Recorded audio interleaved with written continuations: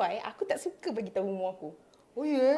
Sebab Asal dia nampak macam kau tak tahu nak cakap? Macam tak confident lah. Budak-budak Ah. kan nak cakap pasal profil kewangan aku pula. Oh. Macam tu lah, aku pernah kena sama macam tu. Oh ya? Waktu kau mesti koyak balik. Waktu tu aku koyak, aku cakap, aku tak nak cerita pasal umur. Aku rasa sekarang baru aku introduce aku punya umur. Kalau tak aku rasa tak nak. Oh ya? Tak nak.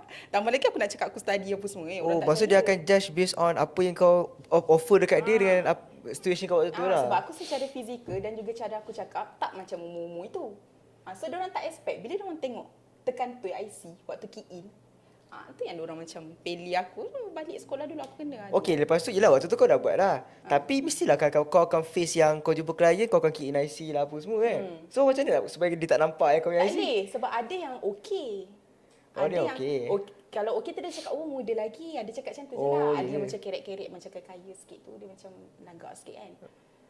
Kau approach semua kategori klien lah. Semua kategori. Tapi kalau aku rasa macam aku nak close banyak, aku kena yang profil tinggi lah, yang gaji besar-besar sikit.